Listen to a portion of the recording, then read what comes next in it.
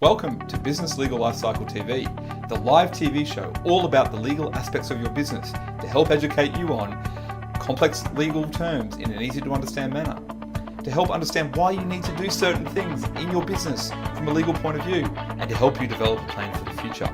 Our mission at Business Legal Lifecycle is to help empower all small to medium-sized businesses around the world to get access to legal advice so that they can help build their communities and make the world a better place. Did you know that any business owner is on average 7 months away from losing everything? That is the average time it takes from a successful business to fold when an aspect of their business is not set up correctly. Have you ever wanted to get legal advice but didn't understand what was going on? Do you feel like there is a divide between lawyers and their clients? Then this TV show is for you. It is all about empowering you and your business with the knowledge and tools to ensure that this doesn't happen to you. Business Legal Lifecycle TV delivers a twice-weekly show focusing on the legal aspects of your business. At lunchtime on Mondays, we present Fast Fix Monday, a quick 5 to 10 minute show that will give you some actionable steps to consider for the week for your business. And at lunchtime on Wednesdays, we present our in-depth show of between 30 minutes and an hour, where we go through complicated legal aspects of your business in a simple to understand, plain English manner. And whether that is through educational pieces or interviews with experts in their fields.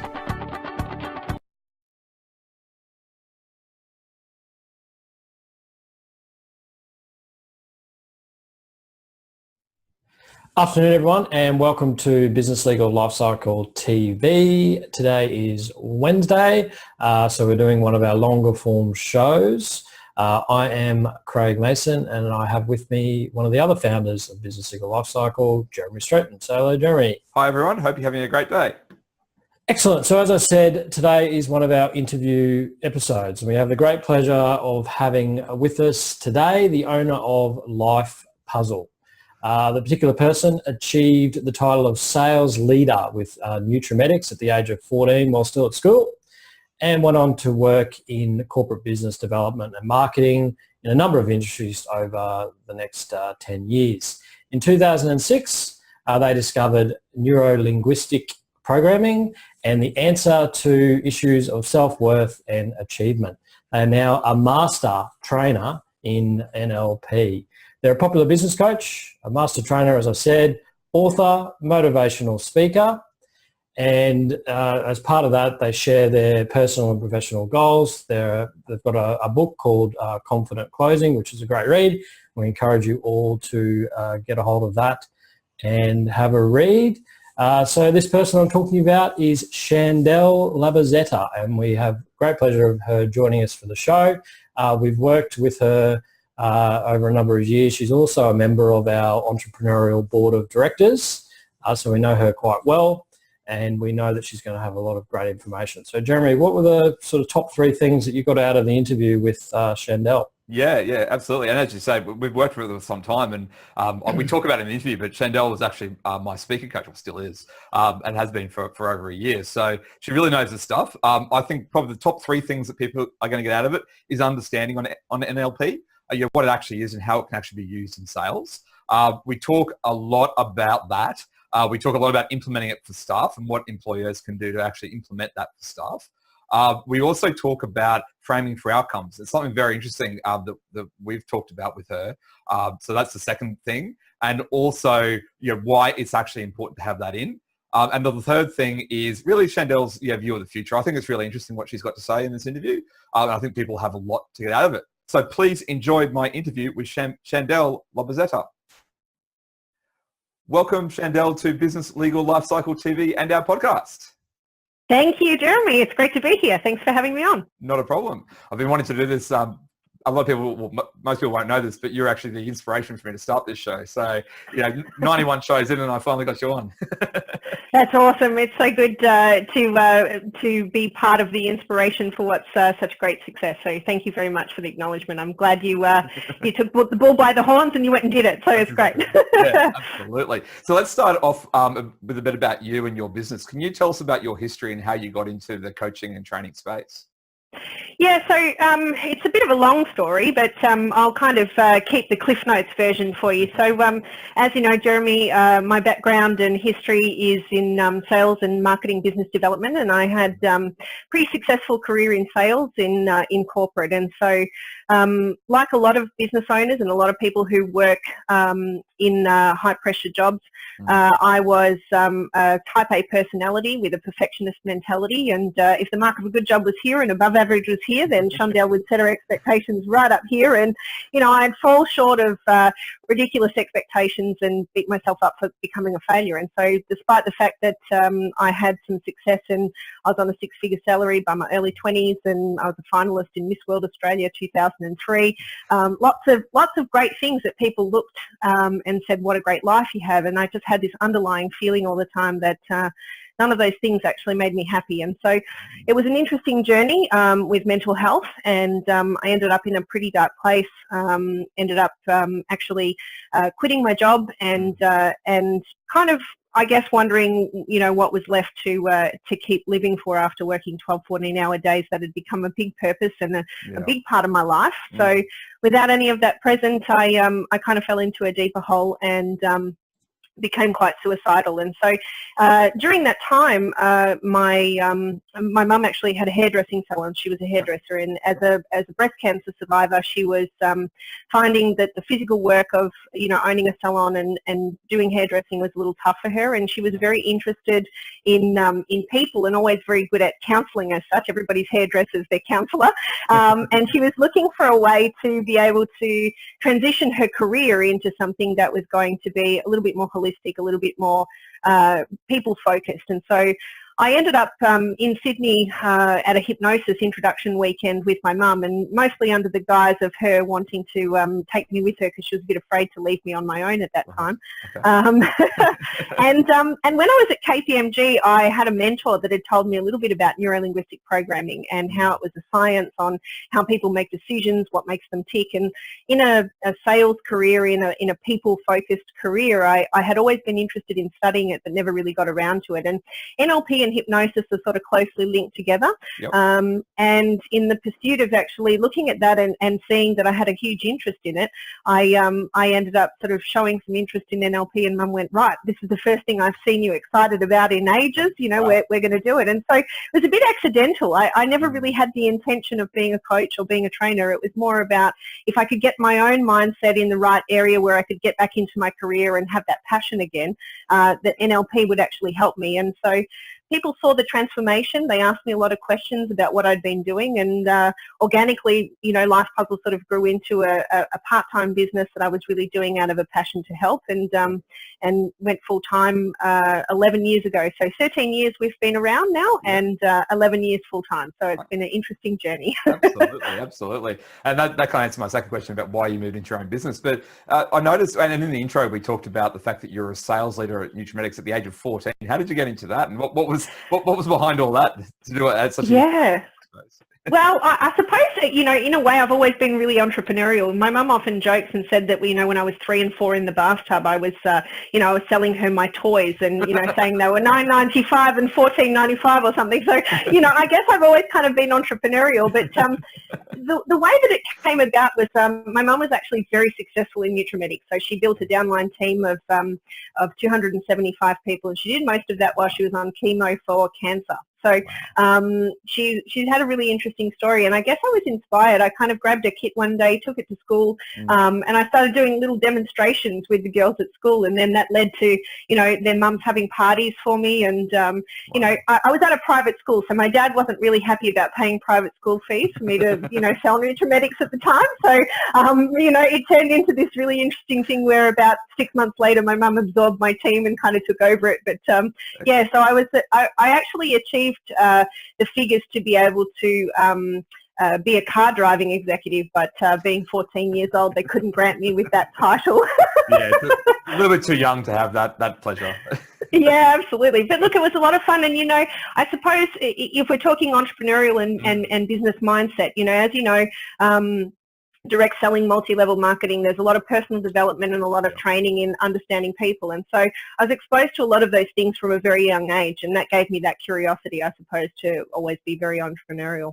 Yeah, and that's what I was going to say. That you're always learning. We're always learning. You've been in business 11 years. I'm coming up on 7. You're constantly learning, and you're always learning new things. And so to start that early is great. To see. Yeah, absolutely. So obviously you've got a lot of experience in a lot of quite a few different industries, a lot of selling and stuff. How do you think that's helped you to do what you're doing now? Yeah, look, that's a really good question. I think that, and one of the things that I'm always talking about when I'm delivering training is the concept of actually doing. And so, I often say that business is 80% psychology, 20% strategy. And this kind of relates to that in the sense that a lot of the time people conceptualize what they actually need to do, but they think about it and they don't put it into practice. And so without putting it into practice, we can't sort of test and measure. And so I think that the fact that I've had exposure to so many different industries and met with so many different people and understood the dynamics of what a business actually delivers has actually geared me up to have a really great understanding to relate to my clients and then pick apart sort of what they're doing with the service offering, keep the bits that work really well, and then implement the things that's going to make it even more efficient. So, I think I began my sales career in business-to-business selling at quite a young age as well. I was my first business-to-business sales role was actually with a logistics company, and we were actually required to make 150 phone calls in a day to make 10 appointments the following day. And we had certain targets that we had to meet each week in terms of KPIs and criteria. And I think that while it was difficult at the time to start off, a professional sales career in that kind of rhythm actually gave me a great foundation that everything after that seemed extremely easy to be able to pick apart and have a methodology behind it. So, I think that doing, I think lots of people that are listening have probably heard that equation where we say B times do equals have. I think sometimes we can get caught up in being the technician as a business owner or as a business professional, and we forget about the actual do that then leads to the have. So I think that's definitely helped. Yeah, 150 calls to make 10 appointments. I've never had to do, as a lawyer, I've never had to do that in my life. I couldn't imagine doing that. Yeah, well, the ratios in terms of getting those appointments, because it was, such a competitive industry, it really set up the foundations for understanding that sometimes you have to do more in order to get the qualification of different customers. So absolutely, got to get past gatekeepers and all the rest of it. So very good. All right, so that's about you and your history. I wanted to talk a little bit about neuro-linguistic programming, which is where you and I first met. Doing speaker training a year ago. We worked out before that we've been working together. So, can you explain what NLP is for that? Because a lot of people won't know what that is. So, can you explain that first? What is it? Yeah, absolutely. Look, so there's lots of different schools of thought on how to describe NLP. And I think probably the simplest explanation to actually share with you, excuse me, the simplest explanation to share with you around what NLP is that neuro-linguistic programming is the language that we use in order to determine our behaviour. So it deals with utilising the unconscious mind as well as the conscious mind, or what some people call the subconscious mind. And we live largely 95% of our lives quite unconsciously. So all our behaviours are actually driven unconsciously.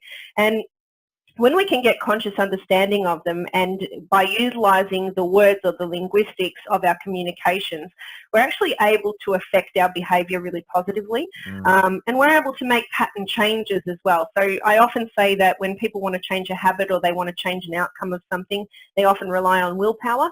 Willpower is very much a conscious process. And so sometimes when we don't have strong willpower, the willpower will always be trumped by emotions and different feelings that we have towards things. So something that's really big and talked about a lot at the moment in corporate business as well as in small business is the concept of an imposter syndrome. Yes. And so, for example, an imposter syndrome is something that is inspired from an unconscious level. It's a certain feeling that inspires that from underneath, as opposed to someone can rationalise until the cows come home about the experience they have and why they're not an imposter. But if that feeling feelings underlying at an unconscious level, then that's going to affect the behaviour that we actually present our knowledge and our worth with. So there's lots of different applications of NLP, and specifically for ourselves, what we've often specialised in is bringing that psychology into the way that we undertake business with other human beings. So if we understand the behaviour, then we can understand what's the best way to approach the communication or the event in which we're communicating with others. So. Yeah. Excellent. I think that's a great explanation. It's something that a lot of people don't know what it is, and it's one of those terms that there's probably, as you said, there's a lot of different definitions, and so there's a lot of misunderstanding. So it's always good to, when we do an interview like this, to clarify what we're talking about as far as... Absolutely. Yeah. So one of where I wanted to take this interview was in sales training and that with employees and a team. Can you tell us why NLP is important for sales training? Yes, absolutely. So obviously, as I said before, I've come from a background in business development and sales and marketing, and a lot of people feel challenged by the word sales. And there's a lot of negative connotations that come along with the word sales. People start getting these ideas of manipulation. They start getting ideas of I need to ask for money and I'm uncomfortable about that, or and there's a lot of unconscious stuff that happens when people are selling a service or a product. And that is actually coming from the individual that's actually doing the selling. There's a lot of beliefs and things that go behind that. And so where NLP is extremely useful is that we're able to utilize the language that we use, the methodologies and the systems. And one of my favorite things to say about NLP is that when we're talking neuro-linguistic programming, we're actually talking about process. So we're interested in how people do things, not necessarily why they do them. And so from that perspective, when people are actually doing sales, I don't actually believe that sales is a great way to say it. To me, sales is the art of influence. And so when we're having a conversation, whether it's regarding money or not regarding money, then the intention of the conversation, even if you're just sharing ideas, in a management or a strategy meeting or something like that, the key thing is how powerful are you, or how influential are you in being able to share your ideas with volition and validity. And I think that the sales conversations actually follow a similar flow. So if we look at that in the context of NLP, it's actually being able to understand what are the unconscious behaviours that we do that actually influence the sale, both positive and negatively. So I'll give you a very simple contextual example about that. Please. I had a client a number of years ago who grew up in poverty, and so and I mean poverty, like they really struggled to put food on the table. Was a question about and so that while they were in a business of their own and operating quite successfully, there was a lot of beliefs that had been installed just simply because of the environment in which he grew up in. Now, while he wasn't thinking about that all the time, it wasn't a daily thought of his, he would often go into meetings and he would actually project a lot of his own beliefs of money and worth and how hard it is to come by into the sales conversation. Right. I wanted to talk about this gentleman specifically because he actually came to me one day and said, I just did the worst thing. He rang me up and he said, I've just done the worst thing. I just actually did myself out of 25 grand on a deal. I said, how did you do that? And what happened was that he had an objection, or what he perceived as an objection, for a big video contract, probably the biggest one he'd ever received, he'd ever got across the line. And they said, look, we actually want to get started in a couple of months' time because our GM is travelling in Germany. He's not going to be back for a couple of months, and he wants to sign off and actually be a part of this. So we're really excited to go ahead. We love your proposal, and we just want to go ahead in, we'll start 60 days from now. And he took that as an objection that they were haggling on price. And so he said, so if we do it for, this price instead, can we get started sooner?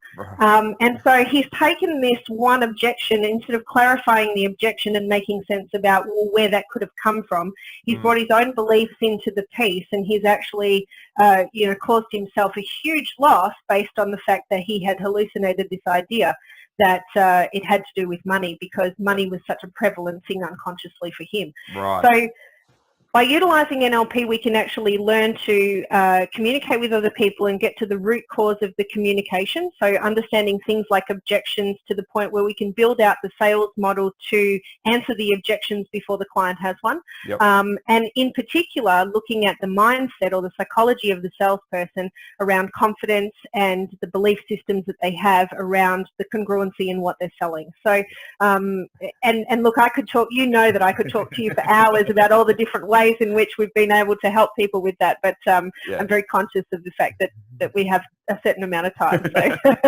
that's great. I think that example shows what the real benefit of it is. And I think one of the things that a lot of people in business, they don't think about the fact that a lot of their self-doubt does come from that angle. And just because they're thinking it, they probably don't realize that a lot of other people are going through the same thing. So I think examples are awesome to show people, well, it's not just you. Everyone goes through these things. Everyone has self-doubt. And I think that's great to actually talk about that, because all too often we just assume that everyone's making $1 million and not having to work for it. And that's just not the case, is it? So no, definitely not. And I have a little nickname for, that internal self-doubt that we have. I call them the itty bitty shitty committee, the group of people that sit on your shoulder and tell you why you can't have what you want. And what's really interesting about it is a lot of the time, people will go and try and find more knowledge to be able to deal with that. But I often say, as I said earlier in the call, I think that business is 80% psychology, 20% strategy. So that being that I could give somebody the best cold calling script in the world that's proven and tested and trialed, being the strategy on how to approach the call. Yep. But if the person who's assigned to make the call is terrified of rejection and objections and they don't have the confidence to be able to pick up the phone, then no one's ever going to hear it. So the individual that's actually accessing or implementing the strategy needs to have that congruence as well. And so we deal with both when we bring NLP into the sales conversation. Yeah, and I suppose the next question is about, as you know, phase 4 of the business legal life cycle is bringing on employees, and in the context of sales and training staff. So let's use the example of our law firm and the work that we've just completed doing. Why is it important for even professionals who don't think that they're selling to actually understand this and to realize what they're actually doing in their job? Yeah, absolutely. So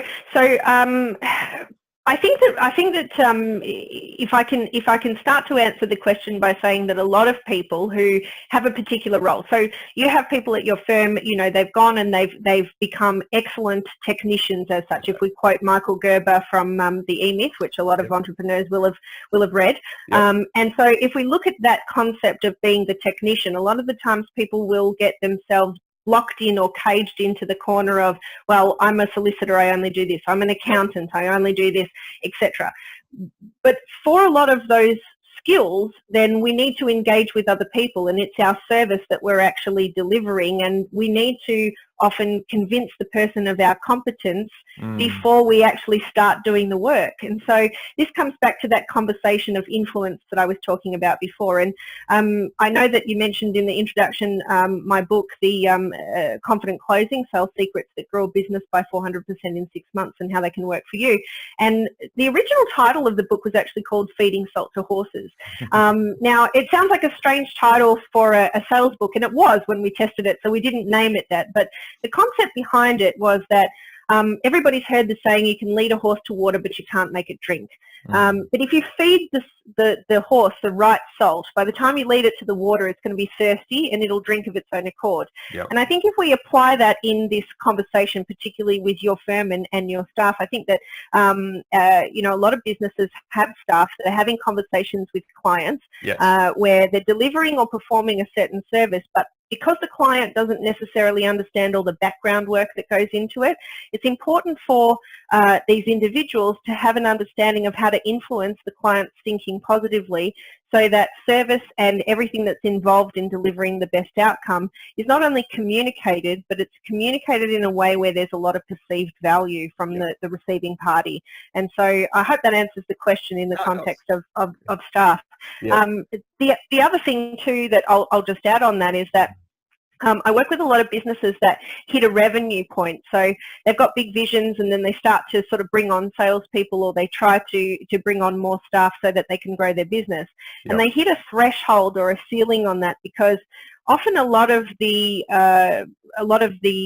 deal winning or the new client acquisition comes from the leader of the business, because Yep. they started it and they know how to do it. And so taking that information from the business owner's head and being able to translate it with the same passion and the same volition Yep. is an important part of being able to have business growth. So yeah. Excellent. Excellent. All right. So, we're always trying to give some practical stuff to people who are watching this. And, as you know, Business Legal Lifecycle is all about helping business owners. Is there anything that employers can start doing, now to implement NLP in their business? Yeah. So I think that the best thing, it's a big question. It's a very big question. So if I just consider that for a moment, absolutely. I think the biggest thing that I can give to take away for the people that are watching right now is something that that they can implement right now, is to remember that everybody has a different way of interpreting the world around them. So because of the way that we have these filters, so we have a thing called the NLP model of communication, which is how we get the information that's coming from the external world, how we process it, and then how we spit out our behavior as a result of what we're interpreting. And I think sometimes what can happen is we can because of the unconscious mind, one of the prime directives of your unconscious mind is that it will always choose the path of least resistance, and it takes things personally. So in any given communication, when we interact with somebody else, there's a bias that says that the other person thinks the same way as us, and so that's where breakdowns in communication happen, and that's where we get the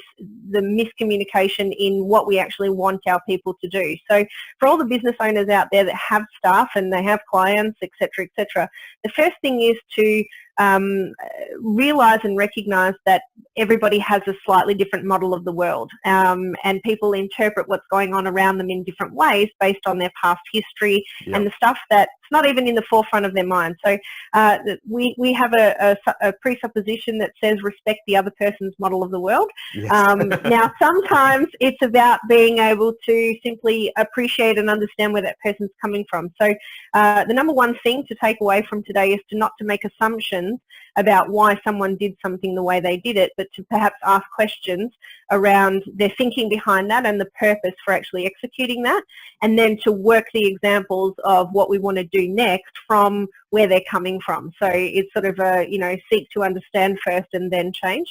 And by having that realization that perhaps maybe even though that person doesn't see it from the same point of view as you, doesn't necessarily mean that there isn't a bridge to get from where they're at to where you're wanting them to be through the linguistics and the way that you actually demonstrate and explain that. So I think that's probably one of the most important things, without going into anything that's too complicated. And that actually is a nice little segue. I wanted to talk about the concepts of communication, because in the training that you and I have done over the past 12 months, that's something that's really interesting to me. So we did an exercise, as you know, where we rated ourselves in the different types of communicator that we were. Can you talk about those concepts of communication and how that might apply in a business setting? Yeah, absolutely. In terms of, I think I know what you're talking about with regard to the rep systems, yeah? That's right. Yep. So without, sort of teaching that here right now, I suppose the best way to be able to say it is that we have preferences in the way that we like to receive information, and everybody's a little bit different. But there are patterns to this. And so if we know how to recognize the patterns, then we can adapt our communication style to suit the person that's in front of us. Yep. And that's about making the person feel most comfortable, and about making someone or putting yourself in a situation where someone feels like they've known you forever and that you just get them. Yep. So these are the little things that when we get interested in people versus getting or trying to be interesting, as I say, we actually start to recognize and realize that perhaps while this style of communication here will work really well with this person. There's a reason why it doesn't work really well with this person over here because they're really different. So if we come back to the way that we interpret information, how we bring information into our brain, we use our 5 senses to interpret the world around us. And so some people are more focused on the information that they see. Yep. Some people are more focused on the information that they hear about or someone else telling them about what's good about what you do. And some people are more interested in whether they get any feelings or gut level feelings or intuitions around, you know, how they feel about what's going on around you. And some people just want the facts and the data. And so there are certain cues in the way that people communicate that give us tip-offs for this. And so part of what we did with the team was obviously doing a little bit of assessment to find out where everybody was communicating from. Then what they realized is that when they were dealing with people that were very much like them, they were having good connections. But when they were dealing with people that were very dissimilar, we weren't hitting the mark as much in terms of building trust and respect. So very useful in the context of dealing with people who are different to you. Yeah, absolutely. And I think just that awareness of different people's connection styles. I remember, and I won't use names, one staff member was describing the way that they communicate, and the other one basically went, "Oh, that I now understand why you do that I find so annoying." And that was a great realization because now they realize that the fact that that person just has a different communication style, and that's not exactly. Yeah. So the other thing that I wanted to just touch on before we finish off was framing for outcomes. I think this is a really useful thing. And again, we don't need to go into teaching everyone what how to do it, but more about what it is. And can you just talk us through what it is and how it can be used? I'll answer that question by sharing a quick example. Yep, right. So years ago, when I was working in corporate, I had a role where I was assisting also a number of people in the department with the technology aspects of the sale. And so I could have 3 different people out of a 25-person sales team come in and request certain things from me at any given time. And it was really interesting because it was an all-male sales team. I was the only chick, and these wonderful guys that I worked with came in and they'd say things like, "Oh, Chandell, I need this, this, and this," and I'd say, "Yep, absolutely, I can help you with that. When do you need it by?" And they'd say, "ASAP." And so, I'd start working on the first ASAP, and then, the second ASAP came in to me and said, "Well, how are we going with that thing?" And it's like, "Well, I'm just working on this right now, but I told you I needed it ASAP." And so I think there's a lot of breakdowns in communication where we think that we're asking very congruently for something, but, what's in our head is not necessarily always getting communicated effectively in the way that the people we're talking to can understand it. Yep. And so what I realized that day when that actually happened was I said to Ken, I said, "Well, what does ASAP mean?" And he goes, "Oh, well, I need it this morning." And I said, "Okay, no problem." And then out of curiosity, I went back to the other guy and I said, "So you said ASAP. If I get it to you by tomorrow morning, is that going to be okay?" And he goes, "Oh yeah, I meant by the end of the week, And so what I realized is that people have different ways of interpreting, and this is why neuro-linguistic programming is so important, because even though we have definitions of words in the dictionary, the way we give meaning to the words actually changes from person to person based on our life experiences. That's right. And so when we talk framing for outcomes, it's a methodology that I developed for strengthening inter-team communication as well as communication with stakeholders and potential clients and prospects and that sort of thing, based on the idea that we're actually bringing it to incorporate a lot of the different styles of learning, and it provides outcomes and deadlines and specific instructions so that everybody's on the same page and those miscommunications are reduced significantly. So, okay. And I think that's very important, and it's funny that we're talking about that because last week it was an interview I did with Natasha Hawker, who you know well as well, yes. And we were talking about, and I asked what was the one thing that was the biggest problem in business, and she said communication, and and so that just time and time again, communication comes up as a thing that just people aren't doing enough of, and that causes problems in business and in people's relationships in general. Absolutely. Absolutely. And look, I don't mind sharing with you that, part of my bigger mission behind this is that I think sometimes when people are unfulfilled in their careers, or, if they've got money troubles, or, they don't know how to be influential and share their ideas, and they've got all those hang-ups and things like that, that leads to a lot of doubts within self, and a lot of doubts within self over long periods of time generally leads to, mental health problems and things like that. And so, I see the bigger mission of this is that if we can share with as many people as we can great techniques for communication, sharing ideas and being more empowered, that basically, people are going to go home happier to their families, they're going to interact with the people that they love, in a much more efficient way. So that's the bigger mission sort of behind, all the communication training and sales training. I'm well on board on that, as you know. I think that's brilliant. So excellent. Thank you. So let's move into the topic of the future. I like to talk about with my guests over, there's a lot of disruption. It's a buzzword. Everyone hears about it. I was at a budget breakfast last week, and they were talking about disruption and all the rest of it. Obviously, there is a lot of disruption, but what do you see as the biggest challenges to businesses in, say, the next 5 years? Look, I think that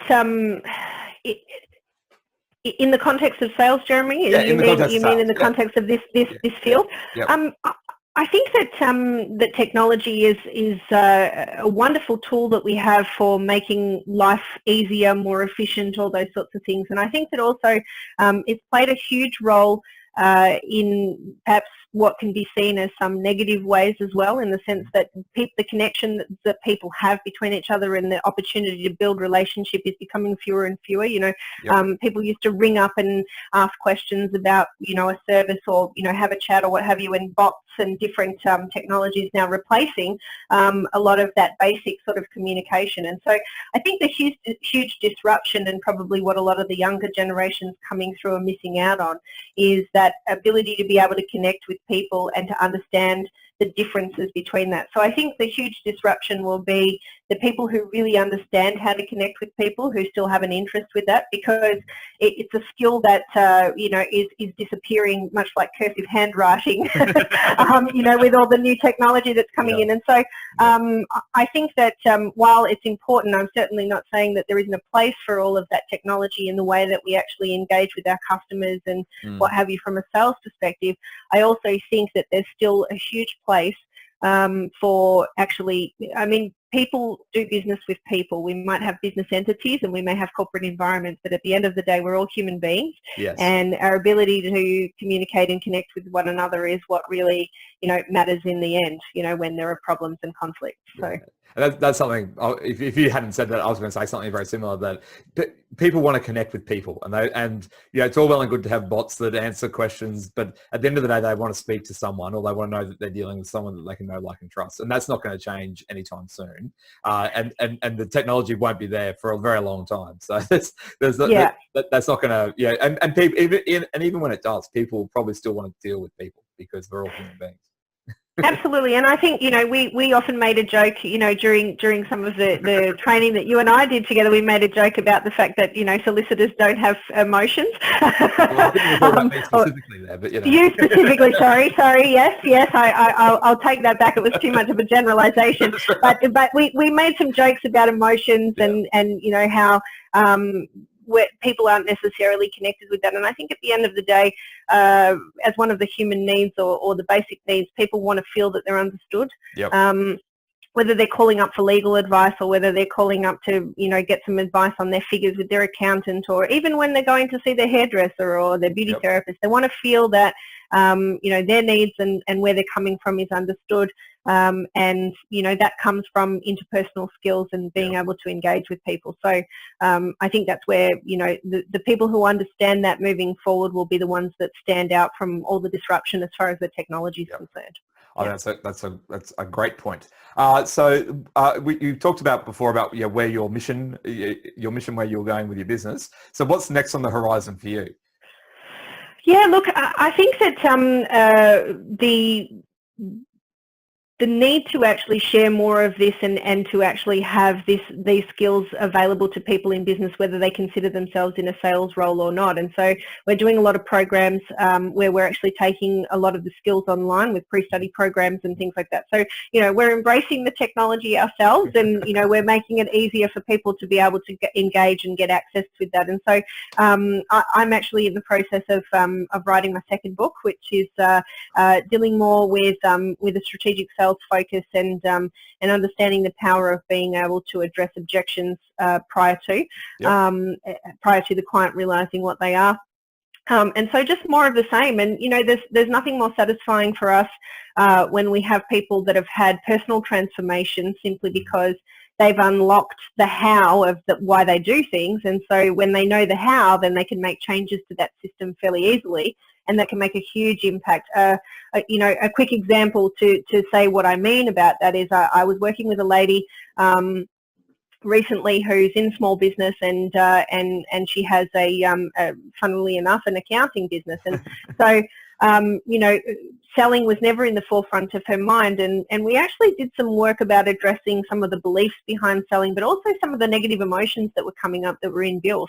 And what's been amazing is not only has she approached sales with much more confidence and she talks with more confidence, she stands differently now, but something that's been really transformational for her, and I think what she would say has been her biggest takeaway from the program, is the fact that she didn't realize how angry she was before, and so she's actually got better relationships with her kids now. And so that, to me, when I hear things like that, it makes me feel like I'm truly living my purpose, which is to inspire confidence in others so that they can make empowered decisions. And so just more tools to be able to do that, Jeremy. That's where we're heading. Excellent. That sounds good. All right. Well, before I let you go, I'll take you into our quick fire question round. Are you ready? Quick fire questions. Yep. So just, nothing complicated. No, I know. There's only 3 of them. So what's the current book that you're reading at the moment? Yep, so I just put down the 5-second rule by Mel Robbins, actually, which addresses a lot of the principles that I'm trained in, but it was really nice to hear it from a different angle. And what was great about that is the power of 5 seconds and not letting the reptilian brain take over. Just 5, 4, 3, 2, 1 and do it. So it was great for another angle on procrastination. Really good. Excellent. That's like the blink it principle that we hear. Yes. Yeah. So what book do you think every business owner should read? Oh, there's so many. So it's hard to pick just one. Can I make a joke and tell everybody to read Confident Closing? No, in all seriousness. No, in all seriousness, I do recommend that you read my book. I'm quite proud of it. It's an easy to apply principle. But I think I think if we look at your business, Jeremy, and the actual business legal life cycle, it really depends in what sense or what area of their business they're in as to what's the best book for them. So, at the entry points, I think that Michael Gerber's The E-Myth is something that everybody should understand from the beginning. Yep. If we're needing to develop sales and growth, then, some really good sales books are Perry Marshall's 80-20 principles, so the principles of sales and marketing. There's I could go on forever. So I think probably depending on where the business is at is a different question. I'm happy for anybody to email me and ask questions. Well, I'll agree with you on the E-Myth Revisited. It's on my desk right here because it's a great book to revisit on a regular basis. So absolutely. That's a good one. And the final question, if you could give advice to your younger self, what would that advice be? Wow. I actually really need to consider that. So if I was to give advice to my younger self, what would that I think that I think that the advice that I would give to my younger self is 2 small pieces. The first one is that whenever a problem is created, a solution is created simultaneously, and it's just a matter of being able to have the 2 meet again. It's just a matter of time, and so there's always a solution if you look for a solution, no matter how big the struggle is. And I think probably as part of that would be to ask really good quality questions, because the quality of your questions will determine the solutions that you actually come up with. So that's definitely what I tell myself. Excellent answers. Well, that's it for the quick 5 questions. Is there anything that we've missed that you want to get over to the viewers or listeners today? Yeah, look, I think in business, particularly those of you that are watching that have coaches and that actually engage in looking at ways in which you can develop yourself more. I think the couple of closing thoughts that I'll say on that is that one of my favourite sayings is you can't control the wind, but you can definitely adjust the sails. And so a lot of the stuff that we get caught up on is getting caught up on the original plan as opposed to being flexible in the fact that there's always another way to get to the outcome. So, if you adjust how you're reacting to the situation, then you'll often be more empowered and more resourceful to be able to do what you need to get there. So I think I'll just say that as a closing thought, and remember that there's always a solution. So it's just a matter of asking the right questions. That's right. Excellent. Great answer as always. So Chandell, thank you so much for coming on. As I say, 91 episodes in, and I finally get you on. So thank you. I really appreciate the time you're putting aside the time to do this with us and to share your wisdom. If people want to reach you, where can they go to reach you to discuss anything further? Yeah, absolutely. So I actually have a strategy session for anyone who's interested in having a conversation about that. So it's just lifepuzzle.com.au/sales growth. So love to hear from anybody who'd like to talk further about how some of these techniques might be able to help them. Sounds great. And we'll link up a copy of the book into the show notes, of course. So, once again, thank you very much for your time. I was going like that and show my book. Business Legal Lifecycle. So, no, it's been a real pleasure being on, and, obviously love a lot of the stuff that you and your team are doing, and it's a real pleasure to be asked to join you. So thanks for that. No worries. Thanks very much. Bye. Thank you. Bye. Thanks, everyone. I hope you enjoyed that interview with Chandell. Chandell is a very interesting lady. She's got a very good history and she's been around and knows her stuff very well. So the top three things that I hope you got out of that interview were that an NLP, neuro-linguistic programming, and what that actually means and how it can be used in sales training, framing for outcomes, how that can actually be used and what that is and how to use that in business. And also Chandell's view on the future. I think you'll agree that it's very interesting what she's got to say about where things are going, and also a lot about where she sees sales going into the future. So Craig, if you want to finish off, I think that was a really good interview. Yeah, absolutely. It was definitely a great interview, and we thank our interviewees for their time in the past shows and in the future. So everyone, remember to like our page on Facebook or wherever else you might be receiving this content. There will be show notes which we will share on the Business Legal Lifecycle website, which is businesslegallifecycle.com.au, and the relevant show is number 91, so /0991 to get the show notes. So that's it for this show. We'll be back again on Monday for Fast Fix Monday, and hopefully you can join us then. See you later. See ya.